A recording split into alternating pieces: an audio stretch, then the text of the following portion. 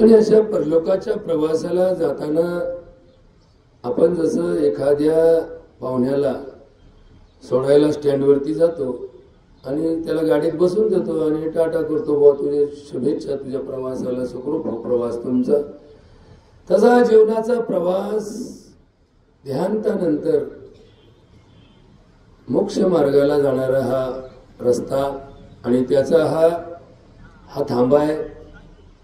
या थांब्यातून हा प्रवासाला निघालेला जीव, आपण याला मोक्ष मार्गासाठी शुभेच्छा आणि वाट लावायला आलेलो आहोत. हा त्याचा संदर्भ. आणि आपल्या जीवनामध्ये गेलेल्या व्यक्तीच्या स्मृती या कायम जागृत राहाव्यात. ती व्यक्ती जरी आपल्यातून गेली तरी तिच्याबद्दल आपल्या आठवणी, जसं कॉम्प्युटरमध्ये प्रोग्रामला डिलीट करता येतं, फॉर्मेट करता येतं, तसं धर्मामध्ये मात्र उलट त्या कायम रिफ्रेश करत जा. तुमचे आजे पंजे वाडवडील यांनी जे काही तुमच्यासाठी इतिहासामध्ये कर्म केलेलं आहे त्याच्याच पुण्यावर तुम्ही आज आहात.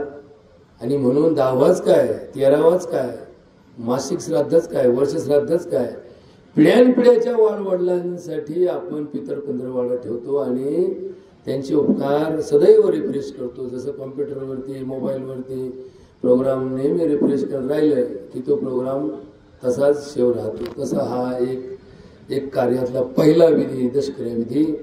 आणि या निमित्तानं ठेवलेली ही प्रवचन सेवा. आजच्या सेवेसाठी निवडलेला विषय आणि ओवी माऊलींच्या ज्ञानेश्वरीमधील एक चिंतन आहे की आपण जे कर्म करतो त्या कर्माचं काम कमी आणि गवगव जादा करतो. आपण त्याच्याबद्दल इतकं चिंतन करत राहतो की आपल्याला असं वाटतं की बाबा माझ्यासारखं अप्रूप करणारा कोणी नाही आणि मी जे केलं ते जगाच्या पाठीवरलं जगा वेगळं आहे आणि मी त्याची टिमकी वाजवत बसतो. म्हणजे काम कमी टिमकी जादा, अशी आमची आता या कलियुगातली अवस्था झालेली आहे. म्हणजे कामापेक्षा कामाचा गवगव जादा आणि मग हीच आमची शोकांतिका बनत चालली. हेच आमच्या दुःखाचं कारण बनत चाललं. या दुःखाच्या नाशाचा उपाय हा त्या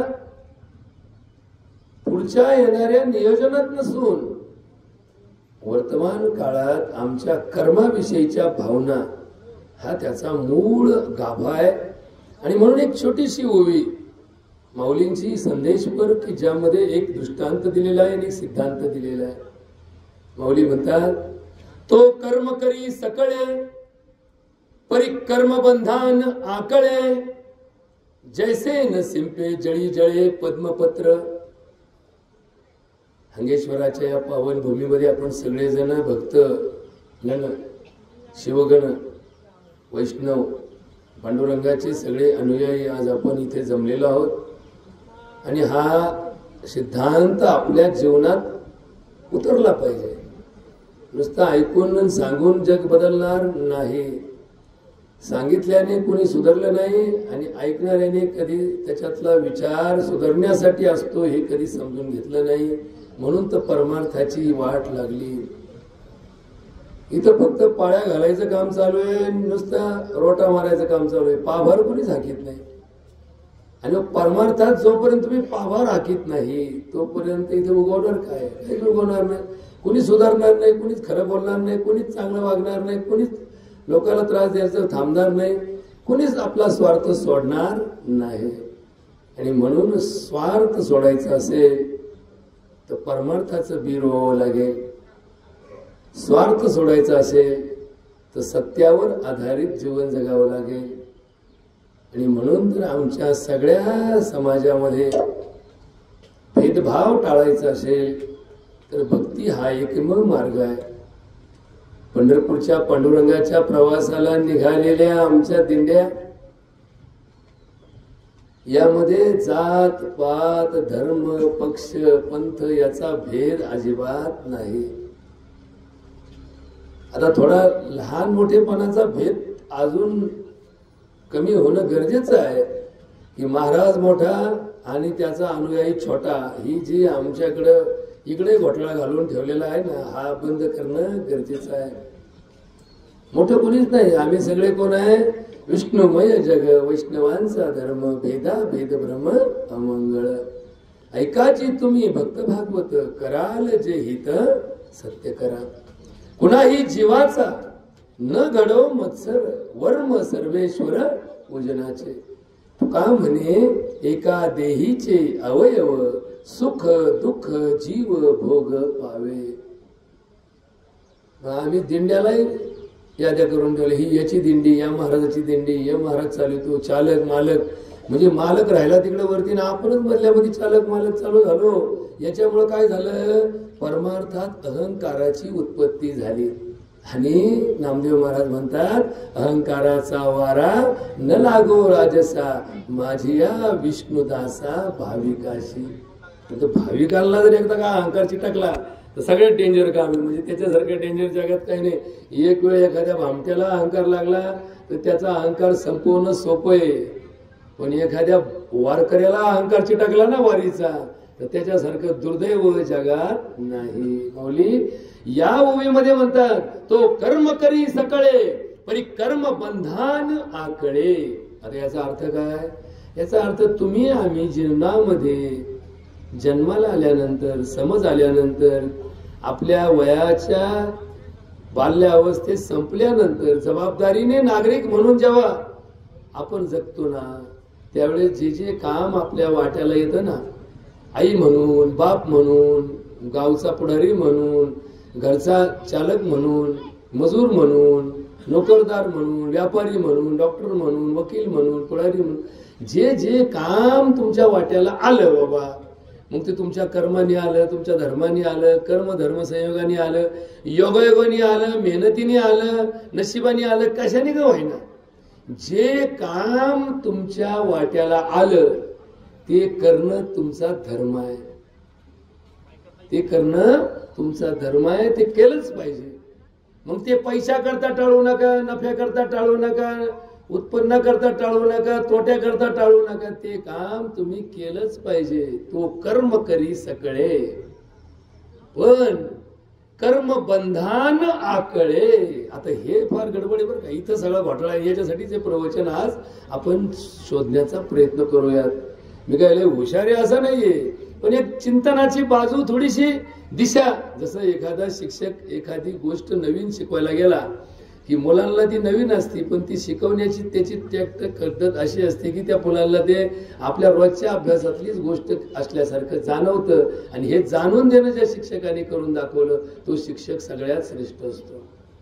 सहज सहज शिकवण्याची गोष्ट, सहज. अवघड अवघड काही गोष्टी असतात की ज्या शिकणं फार अवघड असतं, पण काही शिक्षक लोक इतके पटाईत असतात की किती अवघड असलं तरी ते कसं शिकवायचं याची कला त्यांना अवगत असते आणि ते शिकतात. तसं तुमच्यासाठी मी एक नवीन शिक्षक म्हणून आपण थोडासा हे माझा परिपाठ चालू आहे असं समजा आणि हा विषय समजून घ्या. कर्मबंधन आकळे. आता ही काय भानगड? कर्म आणि कर्मानंतर होणारा कर्मबंधाचा भाग. कर्मबंध, बंध म्हणजे अडकून पडणे, त्या कर्मात अडकून पडणे. जन्म दिल्यानंतर ती आई जर आयुष्यभर त्या म्हणून लय काळात घेतलं, रातभर आदाबले, मी 2 दिवस दुखत होतं माझं, त्या पोराला सांगून काय फायदा आहे? त्या पोराने तुम्हाला सांगितलं होतं का बाई माझ्यासाठी असं कर? नाही. मग आपण काय करतो? उलट्या पद्धतीने आपली प्रतिष्ठा वाढवण्याचा प्रयत्न करतो. बापाने पोराचं शिक्षण केलं हे जगाच्या पाठीवरती काय एक उदाहरण आहे का? पण रोज जर बाप पोराला म्हणला मी तुझं शिक्षण केलं, तुझा खर्च केला, मी तुझं शिक्षण केलं, तुझा खर्च केला, तर मग काय उपकार केले का? ते तुझं काय आहे? कर्म आहे. त्याचं बंध तू चिटकून काय करणार आहेस? एखाद्या डॉक्टरने जर रोज पेशंटला सांगितलं माझ्यामुळे तुम्ही येत, माझ्यामुळे तुम्ही येत, मूर्ख, अरे तुझ्यामुळे ते नाही, त्यांच्यामुळे तू आहे भाऊ, असा उरफाटा का खेळ चालू केला? नाही माझं तुम्हाला उलट पोराने म्हणावं आईचे माझ्यावर लय उपकार आहेत. आईच म्हणते माझे पोरावर लय उपकार आहेत. आता उरफाटा खेळ कसा चालायचा? असं कसं झालं? पोरांनी म्हणावं बापानी माझ्यासाठी लय करून ठेवलं, बापानी मला लय उपकार केले. कुणी म्हणावं? पोरांनी म्हणावं. बापच म्हणतो मी किती उपकार केले तुझ्या. म्हणजे असा उरफाटा कार्यक्रम चालत नाही. पेशंटनी म्हणावं डॉक्टर साहेब तुमचे धन्यवाद बरं का, आपणच जर उरफाट म्हणायला लागलो हो केलं की नाही तुमचं केलं, अरे केलं काय, हे कर्म आहे आणि तो कर्माचा भाग धर्माने सांगितलेला आहे, तो धर्म आहे. ते काय तू कोणावर उपकार करीत नाही किंवा तुझ्या पुढे मोठेपणा घ्यायची गरज नाही. श्रेयवादाचा विषय काय नाही. इथं सगळा घोटाळा आला बरं का. इथून सगळं ऐकायला सुरुवात करा. बारीक ऐका बरं का, बारीक ऐका पोरींना सोडून. श्रेयवाद आणि परमार्थ हा याच्या विरुद्ध काम करतो. या जगात जे काही कल्याणकारी आहे, कल्याणकारी कोणाचं कल्याण, नामा म्हणे तया असावे कल्याण. कोणाचं कल्याण, जयामुखी निधान पांडुरंग. आता बघा बरं का, निधान आणि विधान या दोन शब्दातला फरक समजला तर घोटाळा समजणार नाही. तर चालला रट्टा आपलं, चालले भजन, भांडणं मिटाना, बांधाचे वाद मिटाना, मारामाऱ्या मिटाना, केसेस मिटाना, चाललंय आपलं, चालले भजन, सारं गाव भजनात आणि सारं गाव भांडणात. कसं काय हो, जो भजनात आहे तो भांडणात करायला पाहिजे आणि जो भांडणात आहे तो भजनाला कशाला पाहिजे. जो दोन गोष्टी वेगळ्या आहे, दोन्ही गोष्टीला गर्दी लागते ना. भांडणाला काय लागत आहे, 10-5 लोक लागत आहेतच ना, आणि भजनाला किती लागत आहेत, 10-5 लोक भजनाला लागत आहेत. पण एकीकडे समन्वय आहे आणि एकीकडे संघर्ष आहे. बरोबर का, समन्वय आणि संघर्ष याच्यातला भेद म्हणजेच परमार्थातला आणि स्वार्थातला भेद. संघर्ष ही धर्माच्या विरुद्ध संकल्पना आहे. जे खळांचे व्यंकटी सांडो तया सत्कर्मे रती वाढो. म्हणजे काय, म्हणजे दुष्टाचा नाश करण्यापेक्षा दुष्ट प्रवृत्तीचा नाश करणं हे धर्माचं काम आहे. तुम्ही एक रावण मारला, मग रावणच्या अवलादी बंद झाल्या का. रावण आज जगात नाहीत का. रावणापेक्षा रावण तरी जरा बरा होता त्या मानाने, त्याला तरी बिचारायला लाज वाटायची. याला कोणाला तर आपल्या निर्लज्जासारखे रावणापेक्षाही डेंजर लोक आज जगात नाहीत का. रावण संपल्यामुळं रावणाची प्रवृत्ती संपली नाही. या जगातल्या या चंबळच्या खोऱ्यात दरोडेखोर संपले का नाही. एक टोळी संपली, दुसरी टोळी तयारच ना, त्यांच्याकडे मीटिंग आहेत ना. म्हणजे प्रवृत्तीचा नाश, वृत्तीचा नाश. कोणत्या वृत्तीचा, वाईट वृत्तीचा नाश करणं हे परमार्थाचं काम आहे. वाईट व्यक्तीचा नाश करणं परमार्थाने शिकवलं का, नाही शिकवलं बरं का.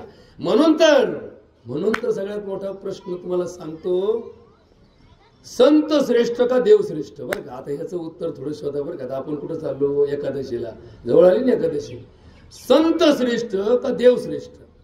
आता बघा बरं का, संत ज्ञानेश्वर काय म्हणतात, ते खळांचे व्यंकटी सांडो तया सत्कर्मे रती वाढो भूता परस्परे पडो मैत्र जीवांची. आणि देव काय म्हणतो ऐका बरं का. देव काय म्हणतो, देव कसा आहे बघा. आता देव आणि संतातला फरक बघा. देव म्हणतो विनाशायच दुष्कताम संभवामी युगे युगे परित्राणाय साधूनाम. साधूच परिणाम, मग साधूला तारण्यासाठी आणि दुष्टांना मारण्यासाठी. आता मारणं हे काय पवित्र काम आहे का. कोणी कोणाला मारू द्या. समजा एखाद्या साप चावला, मग सापाला मारणं हे उत्तर आहे का त्याचं, नाही. सापाला मारलं म्हणजे साप उतरतो का, नाही. आता आपल्याकडे अजून एक बरं का, अजून एक अंधश्रद्धा. जर विंचू चावला आणि तो जर विंचू मारला नाही, विंचू जितका फिरन तितका अंगातला विंचू फिरतो. आता हे कोणी सांगितलं, कोणत्या, आम्ही डॉक्टर की शिकलो हो सर, गुरुजी एमडी झालो बरं का. मी कोणत्याच पुस्तकात वाचलं नाही आमच्या की विंचू फिरला की अंगातला विंचू फिरतो. विंचू मारलाच पाहिजे, मारला नाही तर तुझा विंचू उतरणारच नाही. हा कोणता धर्म कुणी शिकवला, आमच्या पुस्तकात तर नव्हतं भाऊ. आता तुम्हाला कुणी सांगितलं, कुठपासून कुठपर्यंत आलं. पण सगळ्या गावात आहे का नाही, विंचू जर चावला तर डॉक्टरकडे जायच्या आधी इच्छू शोधलाच पाहिजे आणि इच्छू मारलाच पाहिजे. का बरं ते हिंसेने काय केलं, त्याला काय माहिती तुम्ही आले म्हणून. त्या विंचाचा धर्म आहे दंश करणं. बघा बरं का, याच्यावरती बारीक अभ्यास थोडा समजून घ्या बरं का.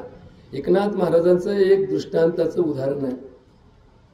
एकनाथ महाराज एकदा सकाळी नदीला आंघोळीला गेले. आता आपल्या नद्या भरल्यामुळे आपल्याला बरं वाटायला लागलं नदी शब्द नाही. तिथं सारा कायम कोरडाच कार्यक्रम, दावा कोरडाच. टँकर आणून उभा करायचा आणि म्हणले तर नदीला दावा. नदी काय ऊस डोंगा पर रस नव्हे डोंगा का फुलनासी वरली आडंगा. नदी डोंगी परत जल नव्हे डोंगे का भोरलाच नाही वल्ली रंगे. पाणी असेल तर नदीला किंमत नाही तर नदी काय नदीत काय फरक पडला काही नाही. या वाळूला नदी म्हणत नाही, या वाळूत पाणी वाहिलं तर त्याला काय म्हणतात नदी म्हणतात. तसं अंतःकरणात भाव नसेल तर परमार्थाला किंमत काय शून्य. कोण म्हणतं चोखा महाराज म्हणतात काय म्हणतात चोखा डोंगा पर भाव नव्हे डोंगा का भुलला सी वरली रंगा.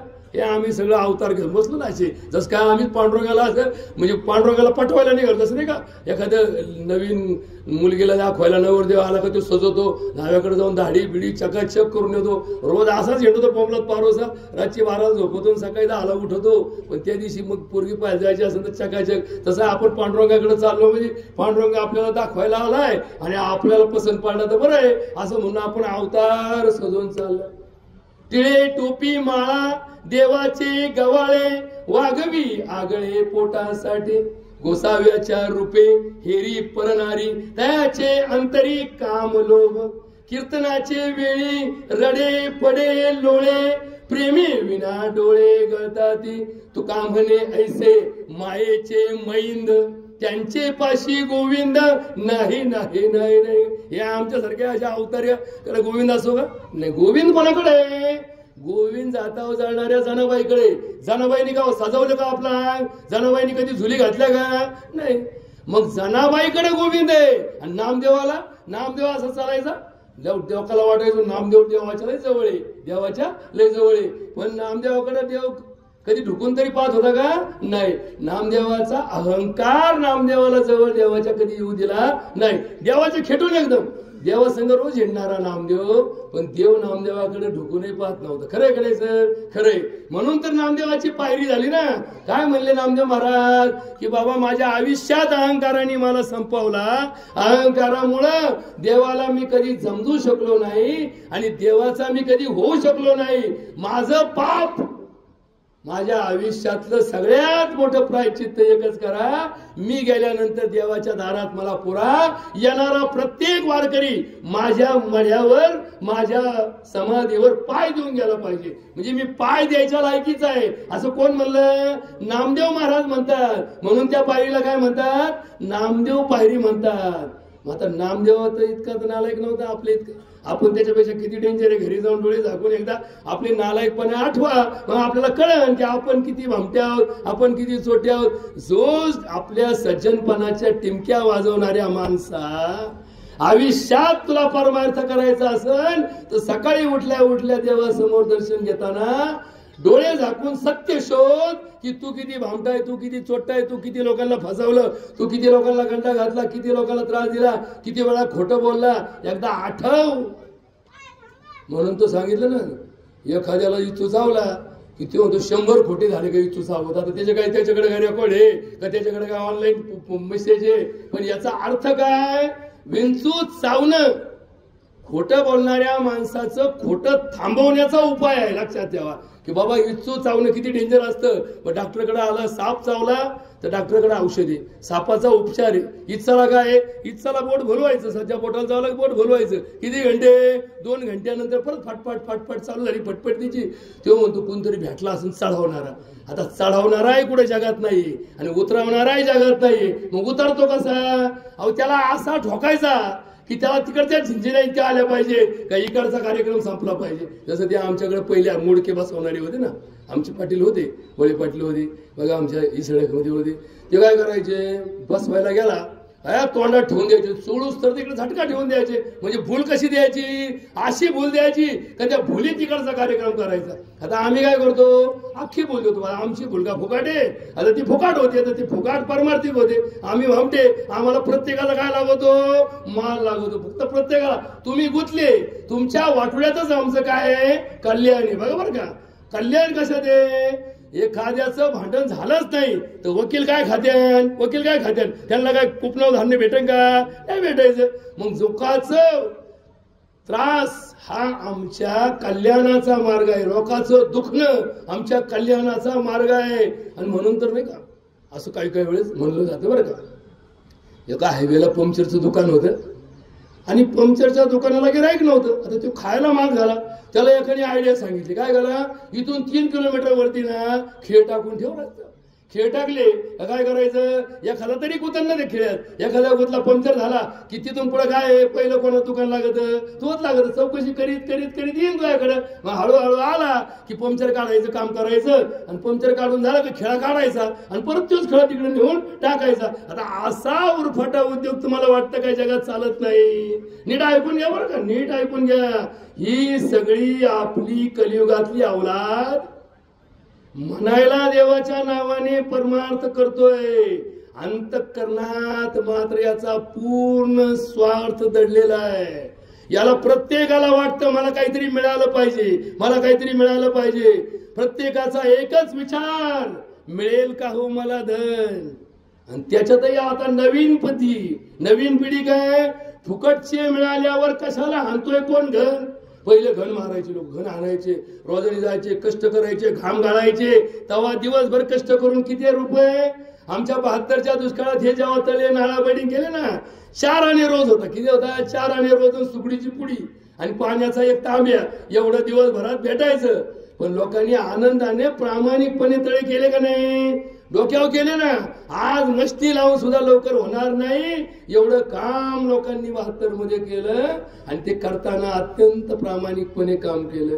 पण आज कुणी कष्टच करायला तयार नाही, अंग झिजवायला तयार नाही, घाम काढायला तयार नाही. असे 50% लोक जगात आज आहेत की ज्यांचा वर्षातून कधी एकदा सुद्धा घाम निघला नाही. त्यांना कधी घाम फुटतो? ज्या टायमाला कोणता त्यांचा संघर्ष आणि एखादं टेन्शन आलं की मग त्याला घाम फुटतो. संघर्षात येणारा घाम आणि कष्टाने येणारा घाम एक आरोग्यदायी आहे आणि रोगदायी आहे. बरोबर का? एकाला एखाद्या गोष्टीचा मानसिक टेन्शन येऊन फुटलेला घाम हा रोग निर्माण करणारा मार्ग आहे, आणि एखाद्याने वावरामध्ये, जमिनीमध्ये, एखाद्या नाला बिल्डिंगवरती, एखाद्या श्रमदानामध्ये कष्ट करून त्याच्या शरीरातून निघालेला घाम हा आरोग्यदायी आहे. बघा बरं का, फरक नीट बघा. आपल्याला हे समजत नाही. आम्ही श्रमजीवी वर्गातून बुद्धिजीवी वर्गात गेलो, सगळेच बुद्धिजीवी व्हायला निघाले. प्रत्येक जण बुद्धिजीवी झाला कारण श्रमाची कामं करण्यासाठी यंत्रयुगाचा वापर आपण करायला लागलो. बघा बरं का, आता बारीक थोडासा विचार करा. रोगराई का वाढली? रोगराई का वाढली? तर आपल्याकडे कुणीतरी असा एका दिवशी मध्येच अचानक म्हणतो हायब्रिड आलं म्हणून रोग वाढले, कुणी म्हणतो कलियुग आले म्हणून रोग वाढले, कुणी म्हणतो लोक भामटे झाले म्हणून रोग वाढले, कुणी म्हणतो हे सगळं लबाडाचं चाललंय जग म्हणून रोग वाढले. आता रोगाचा लबाडीशी, रोगाचा तुमच्या संपत्तीशी, रोगाचा तुमच्या धनाशी, रोगाचा तुमच्या चिंतनाशी कुठपर्यंत संबंध आहे हे नीट ऐकून घ्या, नीट ऐकून घ्या. म्हणजे कलियुग आलं म्हणून रोग वाढले असं कधीच नाही. रोग वाढले याचं सगळ्यात महत्वाचं कारण झालं लोक आईत खाऊ झाले. आईत खाऊ झाले, आयतं खायचं, आयतं खायचं. सकाळी उठला का रातची जिरायच्या आत सकाळचा नाश्ता तयार, नाश्ता जिरायच्या आत जेवण तयार, वाटाला आला का चहा तयार. 1 2 3 4 किती दिवसभर ही टाकी फुल करायची. मग ही टाकी काय होती? ओव्हरफ्लो होती. जशी गाडी ओव्हरफ्लो झाली का धूर मारी ती, तसं याची टाकी ओव्हरफ्लो झाली का चाललंय धूर रट्टायचं, चाललंय म्हणले. अहो जाम झालं म्हणले, व जाम. वजन कमी होईना, बीपी कमी होईना, शुगर कमी होईना, सांधे दुखायचे बंद होईना. किती अवघड करून ठेवलंय माणसाने माणसाचं जीवन. मग हे जीवन सुखकर कधी होईल?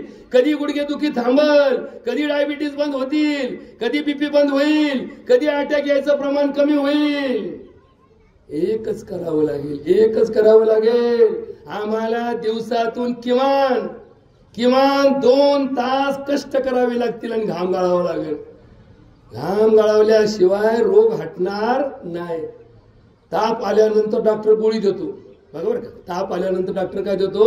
गोळी देतो. गोळीने काय होतं? घाम येतो. घामाने काय होतं? ताप उतरतो. मग पहिले लोक काय करायचे? गोळ्या खात नव्हते. ताप आला का 2-4 गोधड्या घेऊन पांघरून घेऊन झोपायचे. आता एवढं दडपण घेतल्यानंतर काय फुटतो? घाम फुटतो. घाम फुटल्यावर काय व्हायचं? ताप उतरायचा. पण आता काय झालं? डॉक्टर लोक म्हणले काही मनाने काही करू नका बरं का. मनाने केलं तर आम्हाला कोण देईन? आम्हाला कोण देईन? मग आम्ही काय केलं? प्रत्येक गोष्ट आमच्याकडे यायलाच पाहिजे, यायलाच पाहिजे. मग आता उठ सूट जन्म आहे आमच्याकडेच आणि मृत्यू आहे आमच्याकडे. जर एखाद्याचा मृत्यू घरी झाला तर लोक म्हणते काय चिकाटे, म्हातारा दाबून मारलं घरी, मग आमच्याकडे काय लागणार आहे का? अरे जे जे असेल प्रारब्धी ते न चुकेल कर्म कधी, होणार सारिखी बुद्धी कर्म रेषा प्रगटे, न कळे पुढील होणार भूत भविष्य विचार, कर्म धर्म तदनुसार भोगणे लागे सर्वता. आम्हाला जर कळलं असतं ना की ह्यो माणूस आज मरणार आहे, आम्ही म्हणलो असतो येऊच नको माझ्याकडे, आणि ह्यो माणूस आज मरणार नाही आम्ही फोन करून बोलून घेतले असते, काही झालं तर आज ह्यो मरणार नाही. अहो आमचंच आम्हाला कळणार काय चाललंय ते, आणि तुमचं का आम्हाला कळायचं? लक्षात ठेवा, लक्षात ठेवा, माणूस अज्ञानी आहे. मग डॉक्टर काय लय ज्ञानी असतो का? डॉक्टर म्हणजे कोण? वासरात लंगडी गाय शहाणी व्हायच्या पलीकडे आमच्याकडे काय 70% आजार, गुरुजी नीट लक्षात ठेवा, 70% आजार कशामुळे होतात हे डॉक्टरला सुद्धा माहित नाही. डॉक्टरला कशाला? आमच्या शास्त्रालाच माहित नाही. शास्त्र, ज्या शास्त्रावरती आम्ही डिग्र्या मिळवतो, जे शास्त्र अभ्यास करून आम्ही जगाचा अभ्यास करून जगाचं ज्ञान देतो, जगाला टोचितो, जगाला औषध उपचार करतो, त्या आमच्या वैद्यक शास्त्रालाच 70% आजाराचं कारण माहित नाही. का बरं माहित नाही? कारण हे जग ज्याने निर्माण केलं त्याचा आमच्याशी संपर्क नाही. त्याने जे शास्त्र दिलं ते आमच्या अभ्यासात नाही. आमचा अभ्यास मानवाने निर्माण केलेलं सिद्ध शास्त्र आहे. म्हणजे माणसाने प्रयोग करायचे आणि त्या प्रयोगातून 4 प्रयोग सक्सेस झाले का हे झालं शास्त्र. असं आमचं लटिक शास्त्र आहे, लटक शास्त्र आहे. आणि खरं शास्त्र, शाश्वत शास्त्र, विज्ञानापेक्षा पुढे असणार शास्त्र म्हणजे अध्यात्मशास्त्र आहे. भगवद्गीता ही शास्त्र आहे. भगवद्गीता ही भगवंताने माणसाच्या कल्याणासाठी दिलेली गीता आहे.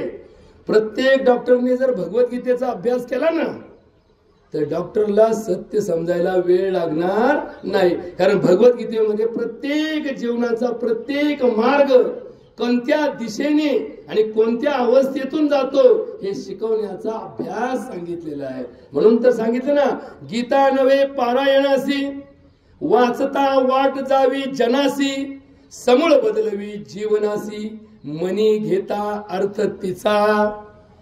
हे अभ्यास आमच्या गावागावामध्ये सप्त्यामध्ये ज्ञानेश्वरीचं पारायण चालतं. 1 वर्ष वर्ष वर्ष करत करत 12 वर्षांनी आपण तपपूर्ती करतो. अशा अनेक तपपूर्ती झालेल्या गावामध्ये ज्यांनी 25-25 वर्ष पारायण केलं त्यांना अजूनही ज्ञानेश्वरीची एक ओवी सुद्धा डोक्यात गेली नाही. की फास्ट झेलम एक्सप्रेस काही धाड धाड धाड. पहिले लोक म्हणते झेलम चालली, आता झेलम पहिली चालत, झेलमपेक्षा आता लय गतिमान निघले असतील. पण आमच्या नगरला झेलमचा नाद आहे. झेलम एक्सप्रेस म्हणजे काय? थांबायचंच नाही. पूर्ण विराम नाही, स्वल्प विराम नाही, अल्प विराम नाही, पॅरेग्राफ नाही, अध्याय समाप्ती, असा धाड धाड कमून 7 दिवसात ओरकायचं. तुम्हाला पण सांगितलं 7 दिवसात ओरकलंच पाहिजे. अहो यंदा पहिला अध्याय घ्या. पहिल्या अध्यायातला 2च ओव्या समजायला लागल्या. जर तुम्हाला नाही समजलं एका दिवसात एकच ओवी समजून घ्या. दमदमनी दमदमनी दमदमनी सगळं समजलं की पारायणाची गरज नाही. पण आमचा असा रट्टा चाललाय, आम्हाला काहीतरी अंधश्रद्धेने इतकं घेरलंय की पारायण करेल त्याला पुण्य लागेल. असा उरफाटा पुण्याचा अभ्यास कोणी शिकवला असेल तर तो कदाचित आमच्याकडनं झालेला भ्रम आहे. अन्नदानाने पुण्य लागतं, पण अन्नदान कुणाला? जो खायला त्याला मिळालं नाही, ज्याच्या घरी खायला नाही, ज्याच्या घरी चूल पेटली नाही, अशाला अन्नदान. आता आमचं अन्नदान कुणाला आहे? बरोबर का? आता नीट ऐका बरं. आपलं अन्नदान कुणाला? एखाद्याच्या लग्नाची पत्रिका आली का बायकोला नवरा म्हणतो बाई मला त्या लग्नाला जावं लागणार आहे. ती म्हणते थांबा मग मी तुम्हाला जीव घालते. अगं मग तिथं जेवणाची पंगत आहे ना, त्यांचा काय भरोसा आहे? लिहिले 12चं लग्न 4ला लागत का 5ला लागत, तर उपाशी मरता का? बायको नवऱ्याला अशी गज फुगून पाठी मग ते लग्नाची पत्रिका, मग लग्नाची वरात, आणि मग ते 4ला लग्न लागत. पुरीचा बाप सगळ्याच्या पाया पडतो, हो जेवून जा, हो जेवून जा. त्याला गरज, कारण एवढं शिजून ठेवलं खायला कोणी तयार नाही. पहिले लोक तरी खायसाठी जायचे, आता खायला कोणी जातं का? नाही. त्याच्यामुळं काय झालं, अन्न शिजवलं 1000 माणसाचं, खाल्लं 500 लोकांनी. आता 500 लोकांनी खाल्लं, कारण ते सकाळपासून इथंच होते म्हणून खाल्लं. जे 12च्या लग्नाला आले ते 11:45ला घरातून निघाले. 11:45ला काय 12च्या लग्नाला काही लोक 1ला घरातून निघाले. का म्हणलं 12चं लग्न नाही, आम्हाला माहिती आहे लग्न काय टायमावर लागत नाही. लिहून टाका त्याच्यावरती लग्न टायमाला लागणार नाही. म्हणजे नाही ते लिहूच नका ना. इथं लिहितो स्टँडर्ड टाइम 12:24 लग्न लागेल. 25 करीत नाही, 20 करीत नाही. काटा सुद्धा लोकांना 24चा लवकर कळत नाही. 24 म्हणजे कुठं असतो तो. आणि स्टँडर्ड टाइम लिहितो. देव ब्राह्मणाच्या साक्षीने लग्न आहे. आता ब्राह्मणाला उक्ती सुपारी असल्यामुळे तो थांबवतो बिचारा. त्याला बिचारा सुपारी घेतली. देवाने काही तुमची सुपारी घेतली का? देव तुमच्या लग्नात येतो किती वाजता? 12:24 हजर. देव 33 कोटी आहे. एखाद्याला तर पाठवतो का नाही? एक देव 12:24 तुमच्या मांडवात हजर असतो. नवरी ब्युटी पार्लर मध्ये असते. नवरदेवाच्या परण्या निघालेल्या असतात. नवरीचा बाप तर स्वयंपाक घरात असतो. नवऱ्याचा बाप लोकांना फेटे घालून घालून थकलेला असतो. आणि मग तिथं मांडवात कोणीच नसतं, सगळे मोकळं असतं. देवाला वाटतं जाऊ दे याचा प्रोग्राम कॅन्सल झाला, देव निघून जातो. आणि मग देव गेल्यानंतर आपण आपल्याच काथ्याकूट करतो. आणि परत काय म्हणतो? देवाच्या कृपेने. देवाची कृपा कधी झाली? जेव्हा देव होता तेव्हा तुम्ही नव्हते, आणि तुम्ही आले तेव्हा देव नव्हते. मग ही जी आमची भूमिका आहे, या भूमिकेतून आमच्या वाट्याला नेमके काय येतंय? फक्त दुःख आणि दुःखच येतंय. मग दुःख निवारणाचा उपाय काय? दुःख निवारणाचा उपाय काय? दुःख निवारण करणारं जगामध्ये कुठेही व्यवस्थेमध्ये उपचार नाही. तो उपाय एकाच ठिकाणी आहे. एकाच ठिकाणी आहे. कुठे आहे? परमार्थामध्ये दुःख निवारणाचा उपाय आहे. किंबहुना परमार्थ हे फक्त दुःख निवारणासाठी केलेलं माध्यम आहे. आता हे कसं समजून घ्यायचं? तर या ओवीमध्ये माऊलींनी समजून सांगितलं. काय सांगितलं? तो कर्म करी सकळे परी कर्म बंधन आकळे. आता हे कसं शक्य आहे? आपण एखादं काम करायचं आणि आयुष्यात परत त्याची वाच्यता करायची नाही. माझ्यावरती ज्यांनी ज्यांनी उपकार केले ते त्यांच्याही लक्षात आहे तर माझ्याही लक्षात आहे. बघा बरं का, नीट ऐकून घ्या बरं का. पण ते कधीच वाच्यता करत नाही. का नाही करत? कारण त्यांना परमार्थ करायचंय. त्यांना काय करायचंय? परमार्थ करायचंय. पण मी मात्र, आता नीट ऐकून घ्या बरं का, मी मात्र ज्यांना ज्यांना मदत केली रोज म्हणतो, हो तुम्हाला आठवतं का? आठवतं का मी त्या टायमाला कसा केलं? मी तुम्हाला आठवतं का? काही काय केलं? नवऱ्याला मदत केली. तर नवऱ्याला मदत करणं काय पुण्यकर्म आहे का? धर्म येतो. पण ती काय आठवतं का तुम्हाला? मी हात घातला का नाही? तुमच्या रथात घातला का नाही? आता हे म्हणून म्हणून म्हणून तिने काय केलं? वज टाकलं. कोणावर टाकलं? नवऱ्याच वज टाकलं. तुम्ही मला म्हणले होते नाही तुला लुगडा आणीन, तो पाहिजे ते देईन, 3 गोष्टी तू कोणत्याही माग. मग आता याला काय वाटलं? मागून काय मागन? शालू मागन, लय झालं तर एखादी गोष्ट मागल. आणि यांनी नेमका डाव साधला. 3 गोष्टी काय मागितल्या? माझ्या लेकाला राजा करा आणि रामाला हाकून द्या. आणि या गोष्टीमध्ये आमच्या जीवनाचा सगळा इस्कुपा रामायणाचा करून ठेवला. कशाने करून ठेवला? एका बाईने केलेलं एक मदत कार्य डाव टाकून बरोबर तिने जगाला या गोष्टीमध्ये भुलावलं. आणि म्हणून या धर्मामध्ये दुःख निवारणाचा मार्ग म्हणून कर्म आणि कर्मबंध या 2 गोष्टीतला भेद आम्हाला समजलाच पाहिजे.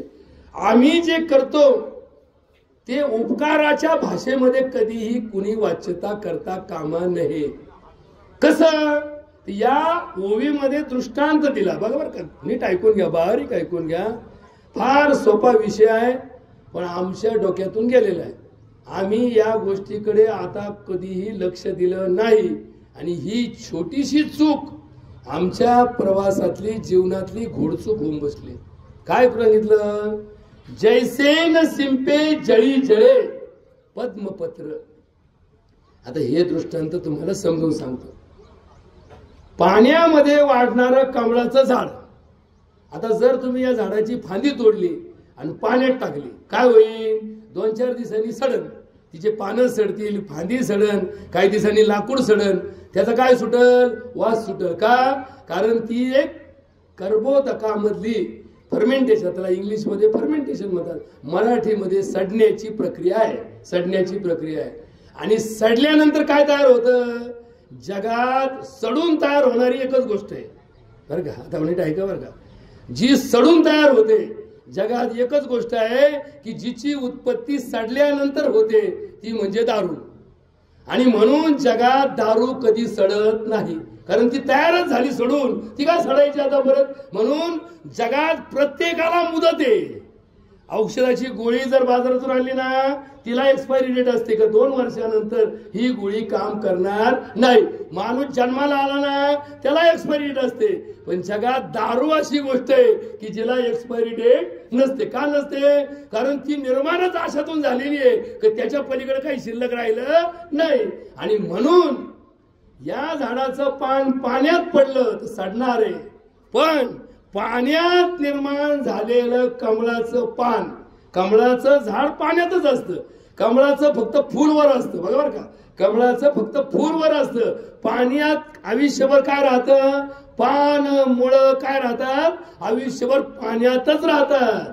पण ते पाण्यात राहून सुद्धा कधी सडत नाही, कधी भिजत नाही. उलट कमळाचं पान पाण्यातून तोडलं आणि वर काढलं, त्याच्यावरती एक टिपकाही पाणी राहत नाही, कारण त्याची निर्मितीच वॉटरप्रूफ केलेली असते. बघा, वॉटरप्रूफ शब्द समजतो आपल्याला. पाण्यापासून सुरक्षित राहण्यासाठी त्याच्यावरती तेलाचा, जसा आपण लाकडाला सनमायका लावतो ना, तसं कमळाचा पानाला आवरण असतं की जे त्याला सडू देत नाही.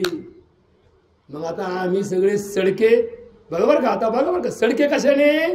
विचाराने सडके. आमचे विचार कसे? सडके विचार. सडके विचार म्हणजे कोणते? स्वार्थाचे विचार, लबाडीचे विचार, मतलबाचे विचार. हे विचार कसे आहेत? सडके विचार आहेत. आता तुम्ही मला विचारा आम्हाला कसं काय सडके होता? अहो, आमचे सगळे कोण आहेत? सडक्या विचाराचे आहेत. कारण आम्ही सगळे काम हेतू ठेवून करतो. काय करतो? हेतू ठेवून करतो. कुणाला पैसा मिळवायचा असतो, कुणाला प्रतिष्ठा मिळवायची असते, कुणाला पद मिळवायचे असतात, कुणाला प्रसिद्धी मिळवायची असते, कुणाला प्रॉपर्टी मिळवायची असते, कुणाला मोठेपणा मिळवायचा असतो.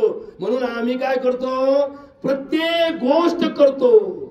पण जो पैशासाठी करतो, जो प्रतिष्ठेसाठी करतो, जो प्रसिद्धीसाठी करतो, जो पदासाठी करतो, जो प्रॉपर्टीसाठी करतो, जो मानासाठी करतो, हा सगळा विचार माऊली म्हणतात सडका विचार आहे. मग शुद्ध विचार कसा आहे?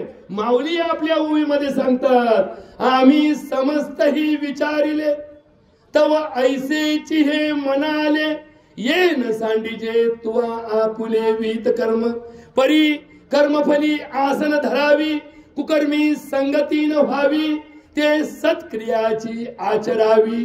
हे तुवीर परी अर्जुना, तू योगयुक्त होऊनी फळाचा संग टाकूनी करी कर्मे, जे तुलाले कर्म निपजे ते तुले आदि पुरुषी अर्पिजे, तरीच ते परिपूर्ण होय जाण. बघा बरं का, एक छोटस उदाहरण देतो बरं का, छोटस उदाहरण. प्रत्येक पूजा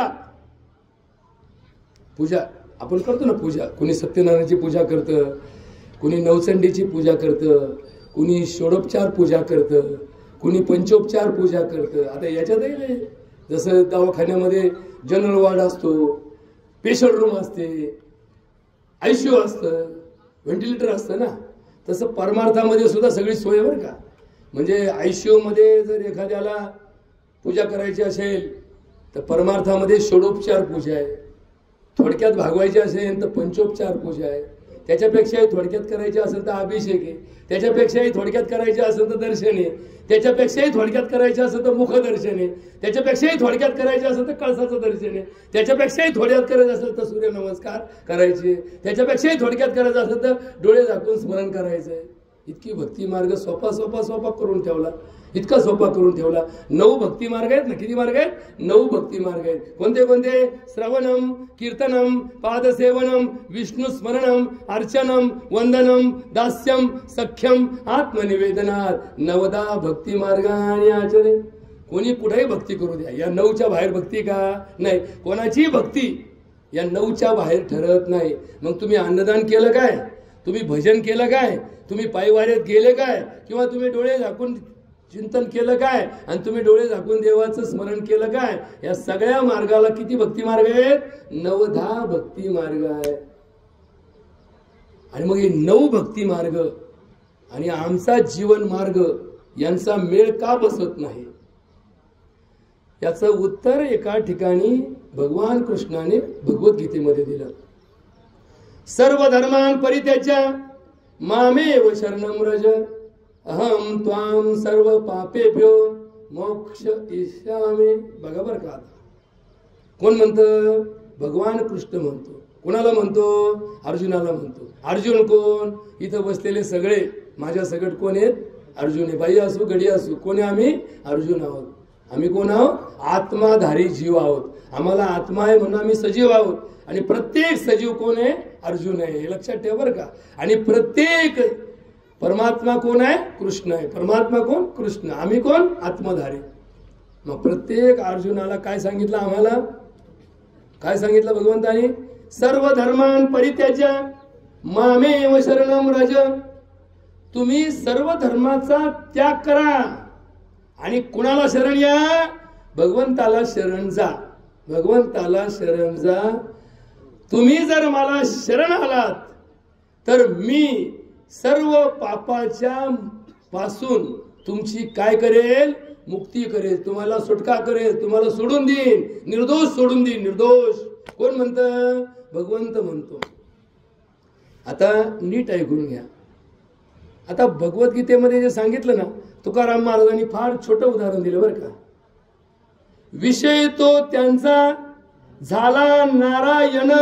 पुढचा ऐका बरं का. न आवडे जन धन माता पिता. आता तुम्ही नीट ऐका बरं का. इथपर्यंत पहिलं वाक्य इथपर्यंत समजलं ना. विषय तो त्यांचा झाला नारायण. म्हणजे काय झालं? जे दिसन हे आले नारायण, ते आले नारायण, ते आले नारायण, हे दिसले नारायण, कुत्र दिसलं नारायण, विंचू दिसला नारायण. जे दिसल ते सगळं नारायण. आता काय राहिलं शिल्लक? काहीच नाही. मी भक्त तू देव. मी भक्त तू देव. देव कोण आहे? मी सोडून सगळं जग काय आहे? देवाने भरलेलं आहे. आणि मी कोण आहे त्यांचा? मी भक्त. मी भक्त तू देव ऐसा करी दावी रूप मज गोपिका रमणा. ठेवू दे चरणावरी माता पाहिनी श्रीमुख देईनी आलिंगन जेने लिंबलोन उतरीन. पुसता सांगेन हे तो गोज मग बैठोनी निवांत सुख गोष्टी. तुका म्हणे यासी न लावे उशीर माझे अभ्यंतर जाणून. हे असे काही प्रमाण म्हणलं ना, आमचे माळकरी खुश होतात. नाही तर डॉक्टर कुणाला कुठं सायन्स काढतो, कुणाला इचू कुठं चावतो, कुठं येतो आणि कोणत्या विद्येत जातो. हे आमच्या परमार्थामध्ये थोडं मधून मधून संतांचं प्रमाण घातलं ना का. जसं चटणीला फोडणी दिली का, मग ती मिरची अशी जरी तिखट आणली तरी तेल टाकलं का ती ऑटोमॅटिक शांत होते ना. तसं हे आमचं थोडंसं संतांचं प्रमाण. हे आमचे जरी इंजेक्शन तिखट असले, जरी हे इंजेक्शन टोचल्यावर दुखत असले तरी इंजेक्शन शिवाय पर्याय का? आता टोचल्याशिवाय लोक नीट होत नाही. तसं परमार्थात आडी लावल्याशिवाय धर्माचे पालन करणे पाखंड खंडन हेच आम्हा करणे काम. तसे पाखंड कमी करायचं असेल तर या संतांच्या दिलेल्या आर्या किंवा इंजेक्शन टोचल्याशिवाय लोक सुधारणार नाही. लय गोड गोळी खाऊ घातलेली, लय भजन केल्याने तुम्ही फार सुंदर आहात, तुम्ही फार चांगले आहात, तुम्ही फार निर्मळ आहात, तुम्ही फार दयाळू आहात, मग तर फुगलेच. मग तर काय झाले? फुगलेत. मग ऐकते तुझं भावा हे देव. मग आम्ही झालो देव. मग आम्ही झालो देव म्हणल्यावर काय राहिलं देवाचं? काहीच नाही. आम्हाला देव व्हायचंय, पण कशाने व्हायचंय? आम्हाला अहंकार सोडायचाय. भावे गावे गीत चित्त करोनिया शुद्ध तुझं भावा आहे देव तरी हा सुलभ उपाय. हा दवाखाना आहे ना. परमार्थ काय? दवाखाना. कशाचा? चित्त शुद्ध करण्याचा दवाखाना, देव घडवण्याचा दवाखाना, देव बनवणारा कारखाना. देव कुठं बनतो? या कारखान्यात बनतो. देव पहावयाशी गेलो देवाची होऊनी ठेलो. पंढरपूरला किती लोक गेले? 15 लाख लोक गेले. त्यातले किती देव होऊन परत आले? एकाला बरं का अण्णा, एकाला फोन आला, करमळ्यात होता. हॅलो, अरे तुम्ही गेले आणि ते शेजाऱ्यांनी काकऱ्या मारल्या. अहो त्यांनी बांध कोरलाय. हा हा एवढी दिंडी होऊ दे, मग बघत तुझ्याकडे. मग दिंडीला काय गेला, इथं दिंडी सोडून दे ना नानमध्ये. म्हणजे दिंडी झाल्या उभी, याच्या डोक्यात जर रागच असेल, याच्या डोक्यात जर भांडत असेल, तर दिंडी करून फायदा काय. दिंडीला गेला काय, दिंडीला माणूस जातो देव होण्यासाठी जातो. उलट तरी काय फोनवर म्हणावं, त्याला म्हणावं भाऊ अख्खा बांधका फोडी ना, तुझ्या नशिबात जे आहे ना त्याच्यापेक्षा जास्त तुला काही भेटणार नाही, आणि माझ्या नशिबात जे आहे ना ते तू काही हिसकून घेऊ शकणार नाही. मग असा झाला परिणाम, तर दिंडी सक्सेस झाली. नाही तर आमचाच वाद चालू झाला. आम्हीच म्हणलो थांब जरा, एवढी दिंडी होऊ दे. लोक काय म्हणते, एवढा श्रावण संपू दे, आलो तुझ्याकडे खायला, आलो तोय. मग श्रावणात तरी काय सोडितो भाऊ, तू काय तू येवाई पंथ सोडायचे ना, तर श्रावण काय, एकादश काय, घेणं काय पडत, सोमवार काय. नाही म्हणजे सोमवार नको का, आमच्या गावात हांगेश्वरी, मग मंगळवारी काय हांगेश्वर काय सस्पेंड होतो तर रजेवर जातो. म्हणजे हांगेश्वर फक्त सोमवारी, मग मंगळवार आला की हांगेश्वराचा आमचा काही संबंध. तुला तुझ्यासाठी काय धरला का नाही सोमवार, मग आता बडबड करायची नाही, डोकं लावायचं नाही, आमचा चालून दे रट्टा. म्हणजे आमचा चाललाय रट्टा, आणि तरी आमचा ठोकळाय खोट्टा चाललाय आमचं. म्हणजे देवही चालू, परमार्थही चालू, प्रपंचही चालू, आणि परत म्हणतो मग सगळंच करावं लागत, ते काय सोडायचं असतं कुठं. असा जर विषय सुटत नसेल तर नारायण कुणीकडं, आम्ही कुणीकडं. आणि म्हणून काय सांगितलं, तो कर्म करी सकळे परिकर्म बंधन आकळे, जैसे न सिंपे जळी जळे पद्मपत्र. आता हे थोडं हळूहळू हळू समजून घ्या बरं का, हळूहळू समजून घ्या. हे आपलं जीवन आहे ना, हे एका खेळाच्या डावासारखं असतं बरं का, खेळाच्या डावासारखं. खेळाचा जो डाव असतो, तो डाव प्रत्येक वेळेस निर्णायक असतो असं नाही, बरोबर का. प्रत्येक वेळेस निर्णायक असतो असं नाही. म्हणजे पूर्वीच्या काळी 5 दिवसाची कसोटी असायची. काय असायची, कसोटी असायची. त्या कसोटीपैकी 90% कसोटी या काय व्हायच्या, अनिर्णित व्हायच्या. काय व्हायच्या, अनिर्णित व्हायच्या.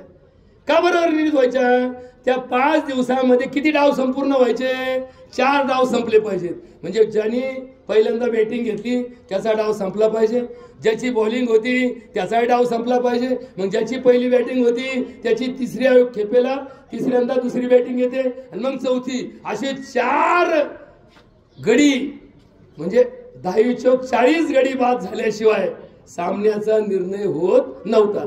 मग अनिर्णित सामना राहिला की मग त्या अनिर्णित सामन्यामध्ये कोण जिंकलं, हेही जिंकले नाही, हेही जिंकले नाही, पण त्या सामन्याचा बक्षीस वितरण समारंभ कोणासाठी केला जातो, मॅन ऑफ द मॅच.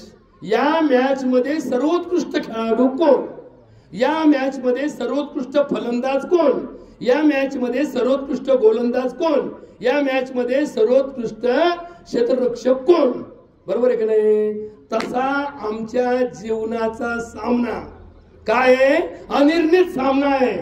तुम्ही कधी मरणार आहे तुम्हाला माहिती का, मी कधी मरणार आहे मला माहिती का. मी म्हणतो नाही, मला काय माहित नाही, मी आपलं फक्त मोगम पट्टी चालली मोगम. आता हे काय चाललंय बरं का, आंधळी कोशिंबीर. आंधळी कोशिंबीर कशी असते, आंधळी कोशिंबीरीपेक्षा ती आमच्याकडे एक कथा शाळेमध्ये आम्हाला होती. का एका आंधळ्याच्या शाळेमध्ये एक हत्ती आणून उभा केला, आणि आता आंधळ्याला शिकवायचा हत्ती कसा असतो. मग आंधळ्याला म्हणले चला, मग आंधळे गेले. एकाने शेपटी धरली, एकाने पाय धरले, एकाने कान धरला, एकाने सोंड धरली, एकाने डोकं धरलं, एकाने पाठ धरली. आणि मुलांना हत्ती बघितला का, ते म्हणले आम्हाला दिसत तर नाही. हत्तीला हात लावला का, हो सर आम्ही पूर्ण हत्तीला हात लावला. आता याला का माहित पूर्ण हत्ती किती लावले, हे लावला हात. मग सरांनी विचारलं मला सांगा बरं हत्ती कसा आहे. आता ज्यांनी शेपटी धरली ते म्हणतो सर आपल्या खोलीतला खराटा आणि हत्ती सारखाच. ज्यांनी सोंड धरली ते म्हणतो सर आपला मुसाळ आणि हत्ती सारखाच. ज्यांनी कान धरले तो काय म्हणतो सूप आणि हत्ती सारखाच. ज्यांनी पाठ धरली ते म्हणतो भीत आणि हत्ती सारखाच. ज्यांनी पाय धरले तो काय म्हणतो खांब आणि हत्ती सारखा. आता ना हत्ती खांबासारखा, ना हत्ती सोफासारखा, ना हत्ती भीतीसारखा, ना हत्ती झाडू सारखा. हत्ती कोणासारखा, हत्ती हत्ती सारखाचे. पण ज्याला जसं सापडलं ते तसं काढलं. तसं आमचं काय चाललंय, आम्ही सुद्धा असेचे. आम्ही जिकडे आहेत ना ते सर्वात श्रेष्ठ, आम्ही जिकडे नाही ते सर्वात कनिष्ठ. ही आमची जी दुपट्टी भूमिका आहे, ही आमची सगळ्यात मोठी बाधा आहे. कारण या जीवनाची मॅच जरी अनिर्णित जाणार असली, आता अनिर्णितचं प्रमाण काय? लटिका हा संसार. बरोबर का? कोण म्हणतं? माऊली काय म्हणतात? लटिका हा संसार. जसं घोसाळ्याच्या याला घोसाळ्याला टाकलं, ते जमिनीपर्यंत येतात. कधी ते लटकलेलं घोसाळ्याने, ते घोसाळ्याला टाकलं, दोडकं लटकलं, तसे सगळीकडे लटकलेले असतात ना, ते लटकलेलेच असते. ते काय खालपर्यंत पोहोचत नाही. आमचा संसार सुद्धा कसा आहे? लटिका संसार आहे. कुणाचा संसार कधी पूर्ण होणार नाही. असा पूर्ण झालेला संसार कोणी करून दाखवला का? नाही. हा नेहमी अपूर्णच आहे, हा पूर्ण नाही. मग पूर्ण काय? ज्या वेळेस तुमचा अंत होईल आणि ज्या वेळेस तुमच्या स्मृती जाग्या होतील, त्याला आपण काय म्हणतो? स्मृतिशेष. आता प्रत्येकाची भाषा वेगळी वेगळी असते बरं का. जे लोक जलदान करतात, दहाव्याच्या ऐवजी जलदान करतात, ते काय म्हणतात? स्मृतिशेष. काय उरल्या यांच्या? फक्त आठवणी उरल्या. मग त्या आठवणीमध्ये आपल्याला जर राहायचं असेल तर आपलं कर्म जर श्रेष्ठ असेल तर आमच्या स्मृती श्रेष्ठ राहतील. खरोखर चांगला होता. ज्यांचा दावा आहे त्यांनी आयुष्यात जे कर्म केलं ते ज्याच्यावरती कर्म झालं, ज्याच्यावरती त्यांचा कृतज्ञ भावना निर्माण झाली, त्या सगळ्यांवर काय घडले? उपकार. मग ते उपकार, हे उप आणि कार या दोन शब्दातून निर्माण झालेला शब्द आहे. तो स्वतःसाठी कधीच होत नाही. आपण आपल्या उपकार करतो का? नाही. आपण जगासाठी करतो. ते जगावर काय होतात? उपकार. पण ते आपण नसतं म्हणायचं, जगाने म्हणायचं असतं, यांचे माझ्यावरती काय आहेत? उपकार आहेत. मग आता सिद्धांताचा शेवटचा प्रसंग समजून घ्या. ज्याप्रमाणे कमळाचं पान पाण्यात जन्माला येतं, पाण्यातच वाढतं, पाण्यातच राहतं, पण ते पाण्यात राहून सुद्धा कधी सडत नाही, भिजत नाही, ते कधीही पाण्याला चिटकून राहत नाही. तसं आपण जीवनामध्ये कर्म करत असताना कर्माच्या बंधनाला, कर्माच्या फलाला, कर्माच्या सिद्धांताला एक चिंतनाची बाजू ठेवा. झालं गेलं सोडून द्या. आता मगाशी तुम्हाला एक विषय काढला होता की प्रत्येक पूजा संपते कधी? प्रत्येक पूजा संपते कधी? प्रत्येक पूजा ही उत्तर पूजेने संपते. आता हे याचा अर्थ लक्षात ठेवा. एखाद्या बाईनी श्रावणामध्ये हरतालिका पूजली, हरतालिकेची समाप्ती कशी असते? समजा एका गावामध्ये गणेश उत्सव साजरा करायचा. काय केलं? मंडळ स्थापन केलं, मंडळाने वर्गणी गोळा केली. ज्या दिवशी गणपतीची स्थापना करायची त्या दिवशी बाजारात जाऊन सुंदर सुबक अशी गणपतीची मूर्ती विकत आणली. बरोबर? 10 दिवस गणपतीची पूजा केली, गणपतीचं स्तवन केलं, गणपतीला दुर्वा वाहिल्या, गणपतीचा नमस्कार केला, गणपतीची आरती केली, गणपतीचा प्रसाद खाल्ला. गणेश उत्सवाची सांगता कशाने होते? गणेश विसर्जनाने होते. कशाने होते? विसर्जनाने. तुम्ही 1 लाख रुपयाची मूर्ती आणली आणि जर ती विसर्जित केली नाही तर त्या गणेशोत्सवाची सांगता होईल का? होणार नाही. मग तुम्ही मूर्ती लाख रुपयाची आणली आणि विसर्जन करून काय केलं? ती कुठे सोडली? पाण्यात सोडली. पाण्यात तिची काय झाली? माती झाली. ती कशापासून तयार केली होती? मातीपासून तयार केली होती. शेवटी तिची काय केली? माती केली. तसा आमचा जीव कशापासून तयार झाला? मातीपासून झाला. आणि आम्ही कशात नेऊन टाकला? परत मातीतच नेऊन टाकला. बघितलं का? मग मध्ये काय घडलं? मध्ये प्रवास घडला. मग गणेशोत्सव साजरा केला. 10 दिवस कुणी गाणं म्हटलं, कुणी नाटक ऐकलं, कुणी प्रसाद खाल्ला, कुणी नैवेद्य खाल्ला, कुणी मोदक खाल्ला आणि त्याचा काय घेतला? आनंद घेतला. मग तो आनंद संपला कधी? गणपतीची विसर्जित मूर्ती संपली की तो आनंद संपला. तसा आमच्या जीवनाचा क्षणाक्षणाला उत्सव म्हणून आनंद साजरा करत चला. जो जो क्षण तुमच्या वाट्याला आला, तुम्ही पायी चालले तर 2 अर्थाने तुम्ही सुखी असाल आणि 2 अर्थाने दुःखी असाल. आता बघा बरं का, तुम्ही पायी चालले, एखादी बाई म्हणते इष्टी भेटली असती तर बरं झालं असतो, जायला पायी चालायचा झंझटीचा भाग झाला. एखादी म्हणली मी इष्टीत गेले असते पण माझ्याकडे रुपये नाही, कसं काय बसावं, ते दिलं उतरून म्हणजे बसा कशी करीत. काय झाले? 2 दुःखाचे प्रसंग आले. बरोबर. सुखाचे प्रसंग काय? अहो तेवढंच पायी चालणं झालं माझ्याकडून. पायाची गाडी आपली काय सोपी का? पायाची गाडी, ज्याचे पाय चांगले त्याचा जग चांगलं. मग माझ्या पायाला तेवढाच काय घडला? व्यायाम घडला. आणि तिथं जाऊन तरी काय करायचं होतं? तिथं बोलावलं होतं 10 वाजता, मी निघाली की तिला 9ला. मग 1 तास तिथे जाऊन कठाळूस तर 1 तास जर मी चालले तर माझा काय झाला? टाइम पास झाला का नाही? टाइम पास म्हणजे माझे किती फायदे झाले? 2 फायदे झाले. आणि तिसरा तुम्हाला न कळणारा फायदा, जो पायी चालतो त्याला कधीच डायबिटीस होत नाही. आता डायबिटीसचा अण्णा डॉक्टरकीत उपाय नाही. आमच्याकडे एखाद्या डॉक्टरकडे गेले, डॉक्टर साहेब मला साखर झाली, बरं साखर झाली, या हे तपास, ते तपास, ते तपास, ते तपास, ते तपास, सगळं तपासून काढलं. कारण तपासल्याशिवाय माल नाही ना. माल कशात आहे? तपास त्याचाच माल आहे ना. नाही तर काय, कोर्टातली केस जर एका तारखेत मिटली तर निम्मेपेक्षा जास्त वकील उपाशी मरतात. मग दाखल केस करताना काय म्हणायचं? काय काळजी करू नको, 2 तारखेत निकाल लावतो. आणि तोच निकाल किती तारखेला लागतो? 3ऱ्या पिढीत लागतो. ना तू म्हणतो निकाल लागला, कोणाचा लागला? माझ्या आजीने केस केली. पण वकील काय म्हणतो? 2 तारखेचा खेळ आहे. तसं डॉक्टर काय म्हणतो? 2 दिवस बळ्या खा तू गुण याला. आणि मग हे सगळं तपासून चार खातून एकदा काढा की निम्मा गाळ इथंच होतो. बरं, निम्मा घाळ केल्याशिवाय लोक नीट होत नाही. असा आमचा धंदा म्हणल्यावर सटका आहे का त्याच्यामध्ये? आणि मग चिठ्ठी लिहायची, ही गोळी सकाळी जेवणाआधी खा, हे संध्याकाळी खा. हे सगळं झालं डॉक्टर साहेब, पण मी नीट कधी होईल?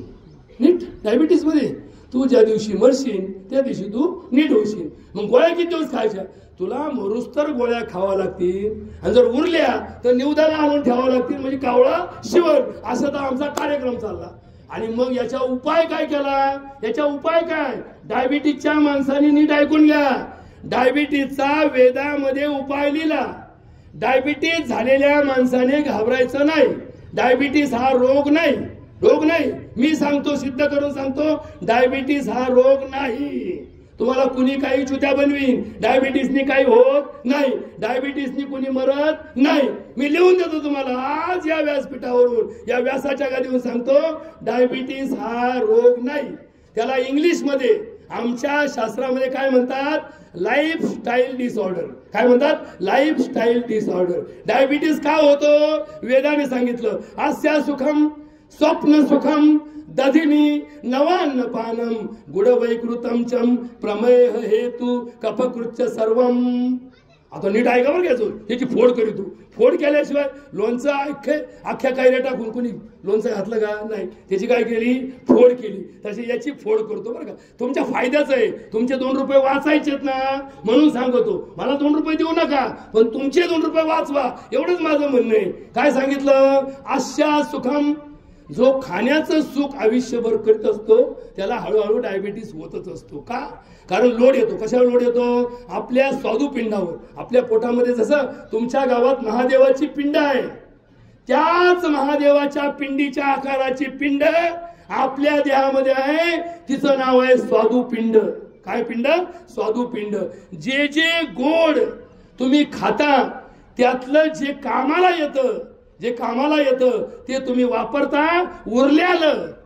उरल्याला गोडाऊन मध्ये टाकायचं काम कोण करतं? स्वादुपिंड करतं. पण गोडाऊनला पण मर्यादा आहे का नाही? 5 टनाचं गोडाऊन, 20 टनाचं गोडाऊन, 50 टनाचं गोडाऊन. तसं आपल्या शरीराला एक गोडाऊन आहे की ज्यामध्ये ही साखर आपत्ती व्यवस्थापनासाठी टाकली जाते. आता याच्यावर लक्ष ठेवा बरं का. आपण बँकेत पैसे का टाकतो? बँका मोठ्या करण्यासाठी का? नाही. आपण पतसंस्थेत पैसे का टाकतो? आपल्याला हौस आली का डुबायची म्हणून? नाही. आपल्याला काय वाटतं? ऐन टायमाला जर एखाद्या दिवशी 5-25 हजाराचा खर्च निघाला आणि आपल्याकडे ताजे पैसे तर काही नसतात. मग हे जे पैसे बँकेत पडले आपण ते पटकन काढू शकतो, कोणाच्या पाया पडायची गरज नाही, अशी स्वाभिमानी जनता म्हणते. त्याच्यावरती अनेक लोकांनी आपल्या आयुष्याचे वाटोळे केले, ते त्यांचा भाग झाला. आपल्याला त्याच्या कानाला खडा लावायचा, त्याच्याकडे सरकायचं नाही, आपलं चाललंय ट्रॅक इथं चालायचं. आणि मग काय झालं, असं करता करता करता करता करता साखर एवढी खाल्ली की गरज नसतानाही खाल्ली. शेवटी ते गोडाऊन सुद्धा भरलं. मग उरलेली साखर काय करते, उरलेली साखर किडनी वाटे बाहेर टाकली जाते. बरं, किडनीला सुद्धा गाळणी ना, गाळणी, किडनी म्हणजे काय, गाळणी. आता चहाची गाळणी सुद्धा आपली लय तुम्ही कायम वापरून काय होते, खराब होते. मग ती कायमची वापरून खराब झाली. तशी किडनीवरती तुमच्या साखरेने लोड येतो.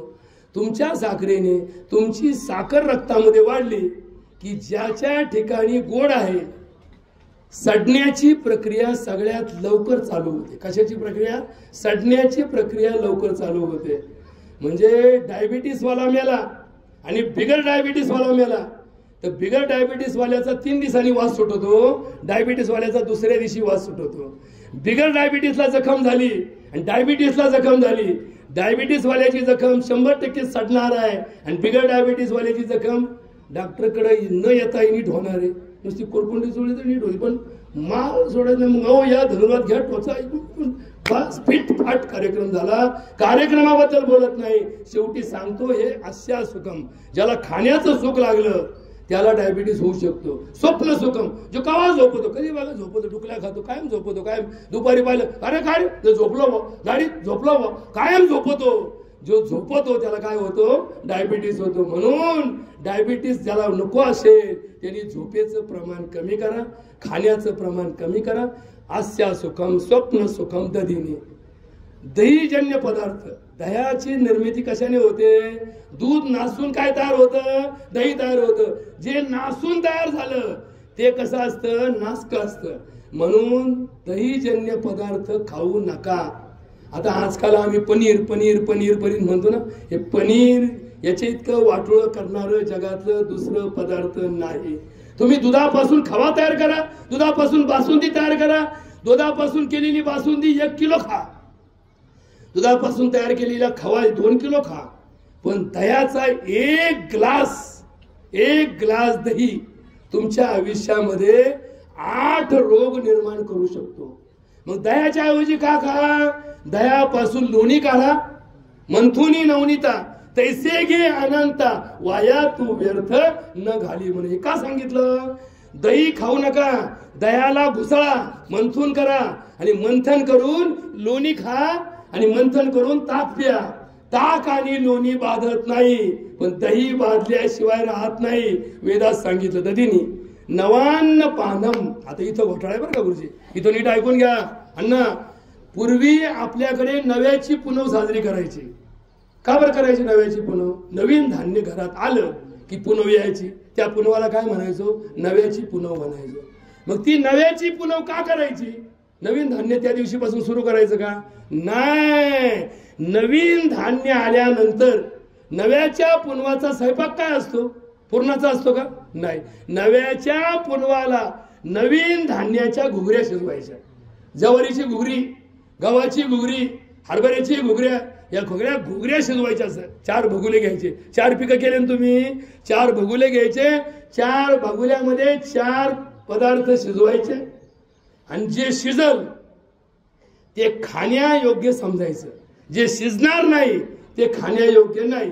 मग जे शिजलं त्याची थप्पी लावायची आणि ती थप्पी कधी काढायची, पुढच्या वर्षाच्या नव्याच्या पुनवापासून यंदाची ज्वारी खायला लागायचं. आता हे वाक्य नीट ऐका बरं का, हे वाक्य नीट ऐका. तुम्ही आज आणलेली झालेली ज्वारी उद्यापासून खायला सुरू केली तर त्याला काय म्हणतात, नवान्न पान म्हणतात. एवढंच कशाला गुरुजी, बांना अजून एक सांगतो. ज्वारीचं ताट पूर्वी आपण उपटायचो, मग त्या ज्वारीच्या ताटातला अर्क कणसात जायचा. मग ती ज्वारीचं ताट सुकलं की कणसामध्ये अर्क उतरायचा आणि मग आपण ती मोडान घालायचो. काय घालायचो, मोडान घालायचो. आता तर काय एखादा खून केल्यावर खापाखप कंस काटितो. कंस ओले काटले की कंसामध्ये ताटातला अर्क उतरत नाही, अर्कहीन ज्वारी खातो म्हणून रोगराई माजली, याचा अर्थ जर घ्यायचा असेल तर कमीत कमी हंगेश्वराच्या चरणी, कारण हंगेश्वर कोणाचा आहे? आमचा आहे. आमचे 7 पिढ्यापूर्वीचे अंताजी मानकेश्वर नावाचे एक सरदार छत्रपती शाहू महाराजांच्या दरबारात होते. त्यांना जागिरी दिली गेली. 22 गावं असणारी सुपा परगण्याची जहागिरी अंताजी मानकेश्वर गंदे यांच्याकडे होती आणि त्या जहागिरीचं गाव म्हणून हंगे गाव सुद्धा गंध्यांकडेच होतं. म्हणून ज्या वाड्यात हंगेश्वर आहे तो वाडा गंध्यांचाच होता. मला नाही भाऊ, नको, आम्ही किंकर संतांचे दास, संत पदवी नको आम्हास, केला पाषाणाचा विष्णू पर पाषाण नव्हे विष्णू, विष्णू पूजा विष्णूसी पावे, पाषाण रहे पाषाण रूपे, पूर्णानंद ब्रह्मा माझी त्याने केली ही वागणी, ज्याची पूजा तेनेच घेणे, आम्हा पाषाण रूप राहणे. हो आपलं बरं थोडक्यात नको, ब्रह्मज्ञान आत्मस्थिती भाव, मी भक्त तू देव ऐसा बरे. आणि म्हणून छोटेपणा बरा, नीचपणा बरवे देवा, न चले कुणाचा दावा, महापुढे झाडे जाती तेथे लभाई राहती, येता सिंधूच्या लहरी नम्र होता जातीवरी, तुका म्हणे कळ पाया धरिल्या न चले बळ. आणि म्हणून शेवटी एक संदेश, शेवटी काहीतरी संदेश पाहिजे ना. तुमचे लाखभर रुपये जर वाचले आम्हाला आनंद वाटतो ना. मामा म्हणे तया असावे कल्याण, तुमचं कल्याण, जाण जेते येणे अनुभवे. याच्यामध्ये सांगतो की जर तुम्हाला डायबिटीस पासून मुक्त व्हायचं असेल, जर तुम्हाला ब्लड प्रेशर पासून मुक्त व्हायचं असेल, तर तुम्ही परंपरेने जे सांगितलेलं आहे, परंपरा जे खायला सांगते त्या परंपरेचा आदर करून तेच खात चला. परंपरा सोडून नवीन फास्ट फूडचा जमाना जो आला, नवीन आलेले हे सगळे पदार्थ हे आधुनिक आणि पाश्चिमात्य विद्यार्थ्याच्या दृष्टिकोनातून निर्माण झालेल्या गोष्टी आहेत. पाश्चिमात्य संस्कृती हिचं आपल्यावर झालेलं अतिक्रमण हे आमच्या वाटोळ्याचं मुख्य कारण आहे. आपली ओरिजिनल जी संस्कृती आहे, सनातन धर्म जो आहे, त्या धर्मामध्ये दिलेला प्रत्येक पोशाख, त्या धर्मामध्ये दिलेली प्रत्येक गोष्ट, कपाळी लावणारा बुक्का, कपाळी लावणारा कुंकू, कपाळी लावलेला भंडारा, कपाळी लावलेलं चंदन, कपाळी लावलेलं गंध, ही गोष्ट माणसाला आरोग्यदायी असते. आता तुम्ही म्हणाल याचा काय संबंध आहे? कपाळाला बुक्का लावल्यावर डायबिटीची शुगर कमी होईल का? 100% कमी होईल. कपाळी गंध लावलेल्या बाईचं सौभाग्य टिकेल का? 100% टिकेल. कपाळी भंडारा लावलेल्या माणसाचं आरोग्य सुधरेल का? 100% सुधरेल. त्याचं कारण असं आहे, ज्या 2 डोळ्याच्या मध्ये आपण कुंकू लावतो, भंडारा लावतो, चंदन लावतो, गंध लावतो, आपण तिथे सौभाग्याचं लेणं लेतो, तिथं आपण वैराग्याचं लेणं लेतो. बुक्का हे वैराग्याचं लेणं आहे, गंध आणि कुंकू हे सौभाग्याचं लेणं आहे. घोटाळा काय झाला? विधवा बाई गंध लावायला लागली आणि संसारी बाई बुक्का लावायला लागली. असं कसं काय घोटाळा झाला? बाई बुक्का का लावला? मग पंढरपूरला आले. अरे पण तुला नवरा आहे ना, मग तू काय लावायचं? गंध लावायचं. तुला नवरा नाही ना, मग तू बुक्का लावायचं. नाही म्हणले, मग ते बुक्का लावला आणि मग लोकांना जर कळलं की मी तरुण आहे आणि मग ते बुक्का लावला की लोक नजरेने पाहतात. नजरा लोकांचं वाईट आहे. तुझ्या अंतःकरणामध्ये जे विषय आहे ते वैराग्याचे विषय असले पाहिजेत. आता याच्यामध्ये एक प्रश्न सांगतो आणि विषय संपून टाकतो बरं का. विषय संपून टाकतो. कावळा बी बिचारा आम्हाला कधी कधी साथ देतो. त्याला वाटतं अजून 2 मिनिटं काही गोष्टी जर सांगितल्या तर यांचं काय होईल? कल्याण होईल. आणि तुमच्या कल्याणासाठीच आम्ही आलो. आमचं ठाणं जाग्यावर पक्क आहे. आम्हाला काही फरक पडत नाही. रात्रंदिवस 24 तास पुरत नाही, मरायला सवड नाही आम्हाला. त्याच्यामुळे इकडे याचं कारण काय? आमचं एकच आहे. तुका म्हणे मज घडो त्यांची सेवा, तरी माझ्या दैवा पार नाही. बा तुमची सेवेची. आणि या गावात यायचं काय की ज्यांच्या बरोबर आम्हाला काम करण्याची संधी मिळाली ते आमचे सहकारी, आमचे मित्र, आमचे पाहुणे, की ज्यांचा गोतावळा आमच्या भागामध्ये सगळीकडे जखणगाव, हिंगणगाव सगळीकडे गणगोत असणारा हा आमचा लंके परिवार. आणि त्या परिवाराबरोबर काम करताना एक आत्मीयता, एक धागा जोडला गेला. काय धागा जोडला गेला? कराल जे हित सत्य करा, बस बाकीचं काही नाही. आणि याच्यातून प्रामाणिक जीव ओतून, जीवाची पर्वा न करता झोकून काम करण्याची पद्धत आम्हाला भावली, बस याच्यापेक्षा जास्त आम्हाला याबद्दल प्रेरणास्थान म्हणून आम्ही या भूमीकडे पाहतो आणि आदर्शवत असणाऱ्या या हंगेश्वराच्या भूमीमध्ये, कारण हे गाव श्रेष्ठ का, कारण इथे पावन हंगेश्वराची भूमी आहे आणि जिथे हंगेश्वराची भूमी असते या गावामध्ये हंगेश्वराची कृपा असते आणि मग जे काही घडेल ते भगवंताच्या कृपेने, हंगेश्वराच्या कृपेने घडेल. आणि म्हणून तुम्हाला सुद्धा या ओवीचा अर्थ 2 वाक्यात सांगतो. काय ओवी घेतली होती? जे लेट आले त्यांना थोडासा ग्रहपाठ पाहिजे ना. तो कर्म करी सकळे परी कर्मबंधन आकळे, जैसे नसिंपे जळी जळे पद्मपत्र. तुमच्या हातून जे काही चांगलं काम घडेल लोक तुमच्याकडे येतील, तुमची स्तुती करतील, तुमची वाहवा करतील, तुमचं गुणगान गातील, तुम्हाला नमस्कार करतील, तुमच्याबद्दल चांगले 2 शब्द म्हणतील. त्या प्रत्येक शब्दाचं, त्या प्रत्येक स्तुतीचं उत्तर नमस्कार करून एकच द्यायचं, ही सगळी हंगेश्वराची कृपा आहे. बस. श्रेयवादामध्ये ह्या जगाचं श्रेय कुणाकडे जात असेल तर ते भगवंताकडे जातं. श्रेय कुणाचं आहे? भगवंताचं आहे. आणि जिथं अपयश आलं असेल, जिथं अपमान होत असेल, जिथं साध्य काही होत नसेल, त्या प्रत्येकाची जबाबदारी स्वतःकडे घ्यायची. जर एखाद्या ठिकाणी भूकंप झाला तर संवेदना असणारा माणूस त्या भूकंपाची जबाबदारी स्वतः घेतो. अरे मी असताना भूकंप का व्हावा?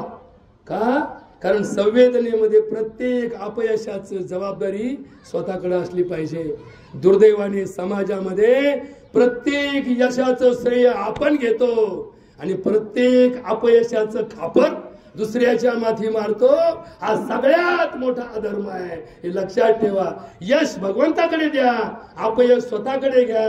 तुमच्यासारखा सुखी, समाधानी, आनंदी आणि शांत माणूस जगात असणार नाही. म्हणून ज्याला सुखी राहायचं असेल, ज्याला समाधानी राहायचं असेल, ज्याला आनंदी राहायचं असेल आणि ज्याला कायम मनामध्ये शांतता पाहिजे असेल, अशा जिवंतपणी चिरशांती लाभायच्या इच्छा ठेवणाऱ्या माणसा, तू फक्त एकच कर्मात बदल कर.